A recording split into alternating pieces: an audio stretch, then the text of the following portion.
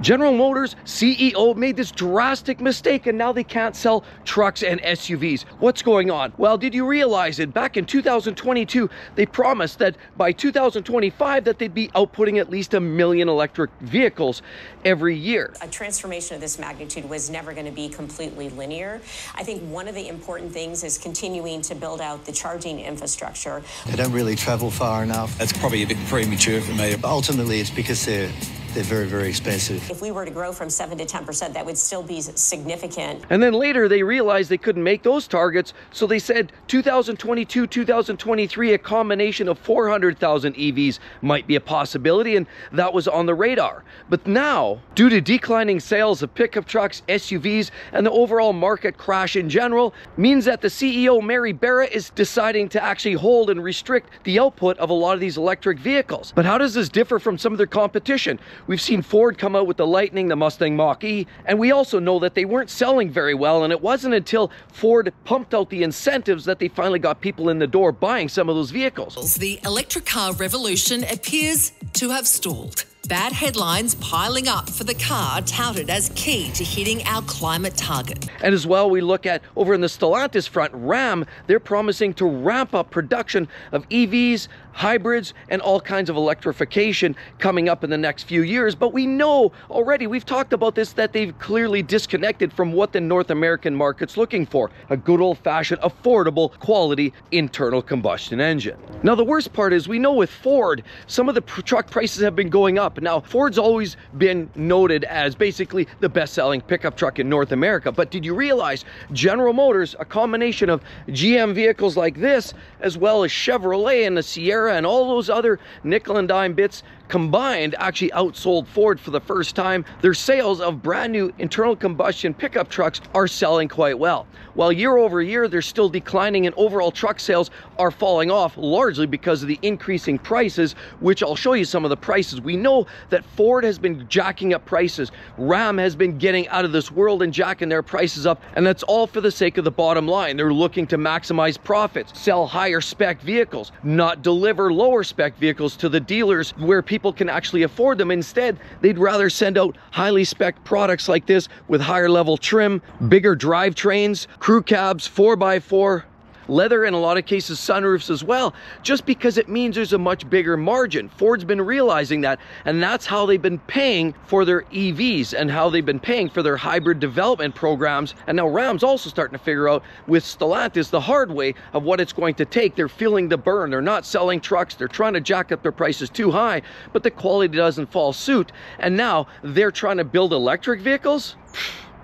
But the CEO of GM was trying to get ahead of themselves, assuming that the market could tolerate electric vehicles. But rather, they've been putting a lot of their money into the internal combustion trucks, which that's the tried and true North American blue-blooded driver wants a vehicle like this. But let's look at some of the pricing and wonder how much more can they tack up to actually compensate and pay for the development of electric vehicles. Right here, we have this absolutely beautiful, this is a GMC. I'm not going to lie, it is absolutely gorgeous. We're talking about the AT4X.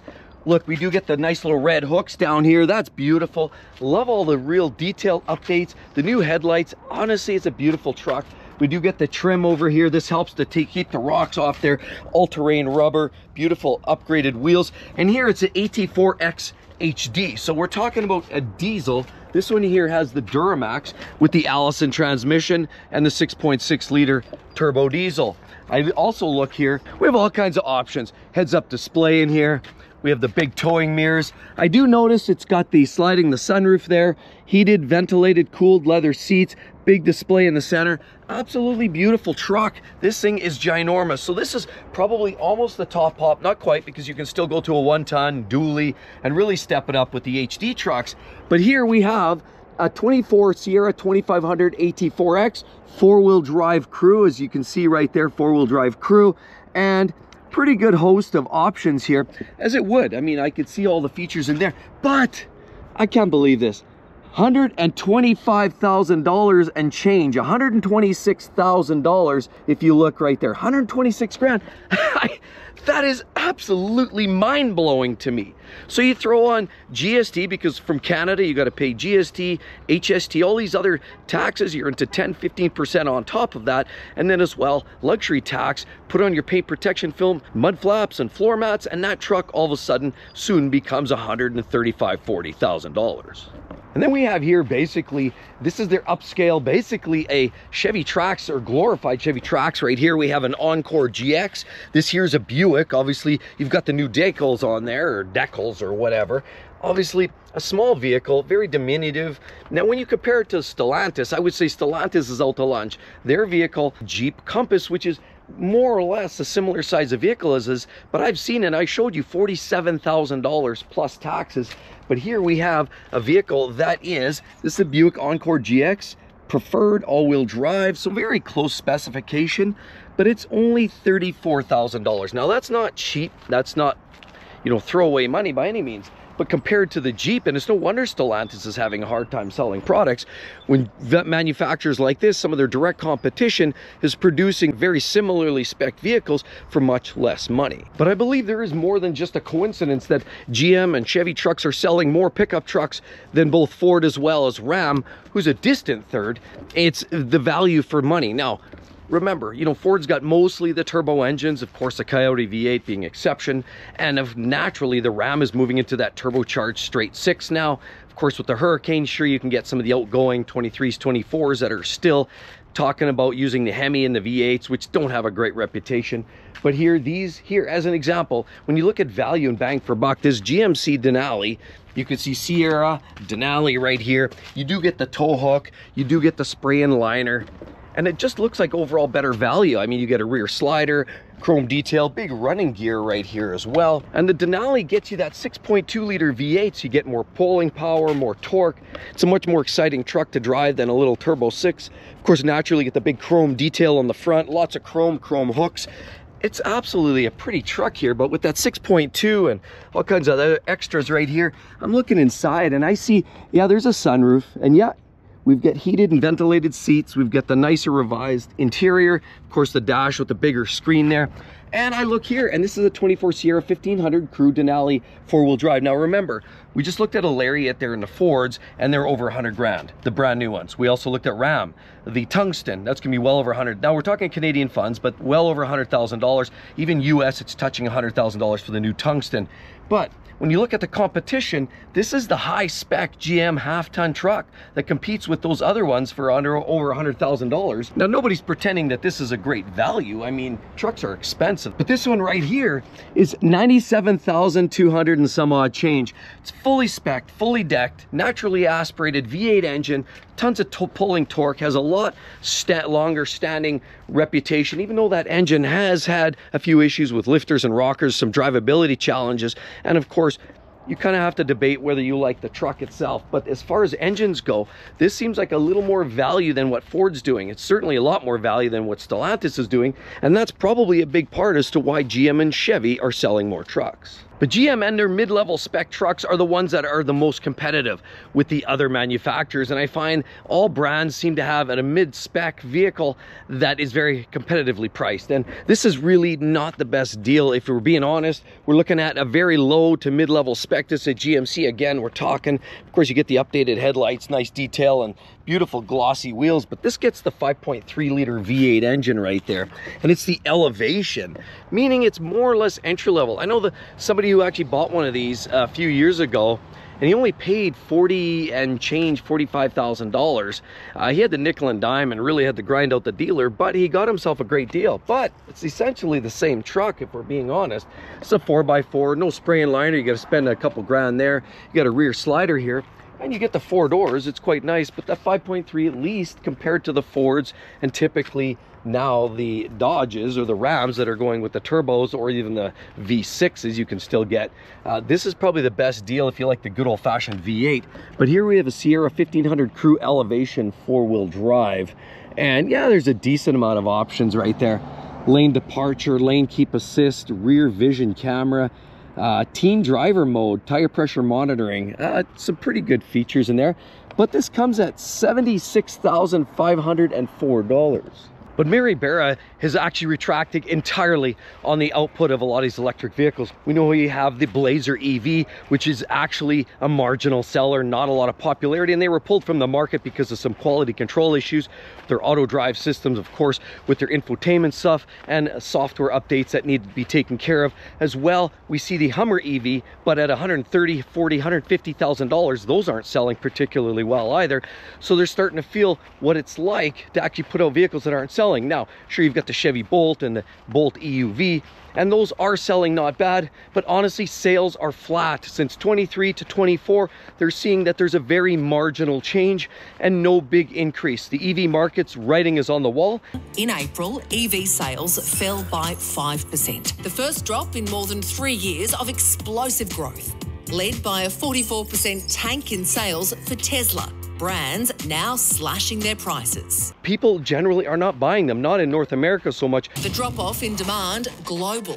In Europe, Ford is pumping the brakes on its pledge to go fully electric by the end of the decade due to slowing sales. So it's a hard sell. So saying until we have our lithium system updated and having that working properly, we're not going to put any more much money, and we're going to delay the inevitable, and that's output the sales of electric vehicles. Now, you know, I don't want to get very political, but politics plays a huge factor in this. We know it's very polarizing right now in the United States. The two major leaders, the opposing leaders, are having two very different opinions on what this looks like. The Chinese tariffs could be lifted or could not be lifted. That's going to have a huge impact whether affordable, cheap EVs start coming and flooding the American and Canadian markets. If that happens, then all of these brands, no point even pursuing it. If on the other hand, tariffs stay and we're having dealers actually putting out electric vehicles that are priced that they can afford to produce, manufacture, and sell, meantime, without the Chinese market horning in on the business, then that might be green light. But until we know what's going on in the political spectrum, and we see all kinds of ups and downs here recently, it's hard to know exactly, and it's hard to really know if you want to fully invest in that marketplace the way the market stands today. And we also can't forget about the cost of living crisis. When we look at vehicles like this, small SUVs, we have these Buicks, which I talked about, the Buick Encore GX, and here we have another Buick Encore GX. Lots of these available for $30,000, $35,000. But when you go and put these into the electrification technology, and you see a lot of these vehicles which are very comparable, for example, the Bolt EUV might be very comparable in terms of chassis size, but you're getting the electric drivetrain. Now all of a sudden you're having to step up an extra $10,000, $15,000, $20,000 to get a vehicle that's packaged like this, but it's electric. So people don't have the money, and that's the big problem here. It's the cost of living crisis is a big impact on how all these big OEMs start to perceive the electric market, and people just are looking for something affordable, cost-effective, reliable, and easy. Now here's a very entry-level truck. I would say not the base model, but this is very close to it. And this is something that a lot of drivers are looking for. Something simple. You know, you've got four-wheel drive. People always like that, especially living in the northern climates. Of course, you don't have spray and liner. A lot of people put canopies or other devices on there, or will spray it in themselves. Of course, this is a Sierra by GMC. Get the backup cameras. And look, you actually do not have a rear slider, so there's a base there. The wheels are smaller, more base style. Sure, you still get these nice guards. You don't get painted handles on there. The overall trim level is quite low on this vehicle. I even look inside, and you've got the smaller display inside there as well. You've got the, looks like the flip down in the center, so you get the 6-seater here, which can be practical for some people, but this is a good work truck or something that, you know, a lot of people are looking for. You get lots of plastic. You don't even get the 5.3 decal there, or the decal, but this does come with the 5.3 liter V8 engine. It's a pretty low-level spec, but how much does a truck like this cost? I mean, at the end of the day, this is probably more realistic what a lot of people are looking for, something basic that still has the basic fundamental drivetrain capacity without having to break the bank. Yeah, there. See, it's a Sierra 1500 Crew, what is this? Pro 4-wheel drive. And yeah, see, $67,000. Sure, you get 4-wheel drive and 4 doors, but that's a lot of money. You're almost 70,000. You're over 70 out the door. So this is still very, very expensive. And it's very much this cost of living crisis which is crushing people. So this is coming at a bad time, the electric market. People are looking for something affordable. If they were half the price of what they're coming out at, people would likely gravitate more to that. Because at the end of the day, money talks and BS walks, and people just want something that's affordable, reliable, and they can drive home every day, use, not have limited range anxiety issues, and just keep on trucking with minimal costs and low insurance. So beyond those factors, the fact that GM could not get the lithium cells produced fast enough, that's another big stalwart there for them. But you know what, another thing here, let's look at some statistics here, and I see about 21,390 EV deliveries in Q2 of 24, and that's up about 34% from Q1 and 40% from the same period last year. So there has been a bit of an increase in certain aspects of the industry, but they're still not selling the way they'd like to. And clearly some of that stopped production was a bit of a factor. Certainly it hurt GM for a while, but the fact that they can't get their hands on lithium cells is another major issue. So General Motors then is basically stalling out the sales of EVs. They're not selling as many trucks, SUVs, because they just don't have the batteries. They don't have the capacity. They also see the writing on the wall. Nobody's buying them, or very few people. While there's the diehard electric vehicle fans, there's just far too many people, and the market can't bear it. This all in the midst of a challenging time with tariffs, and the Chinese imports might crush some of these big three with strong, stiff competition. And the fact that Ford has already proven out the fact that without big incentives, people aren't buying. Even with the government incentives, of course, the buybacks, the percentages off, the reduced finance rates, as well as the government incentives to get discounts back, people still having a hard time buying these vehicles because they're so expensive. But I will hand it to Mary. She can openly admit that she was wrong. She's not making the sales that she once wished she had by basically 1 million vehicles by 2025, and they're way short of that target. But what's happening over at CEO and the fact that they want to go all in pure EV, they want to go all in with hybrid, and we already know what the writing on the wall is. Ford's proven the fact that they can't sell a product unless they highly incentivize. GM's behind the 8 ball, and of course Stellantis, well, they're going to feel the pain even more than they already have because they're not selling the products that they currently have. Trucks, SUVs, Jeeps, you name it, Rams, they're not selling either. So definitely want to check that out. What's going on with Jeep, Ram, Chrysler, Dodge? Yeah, it's a world of hurt. Hope to see each and every one in the next one. See you real soon. Bye-bye.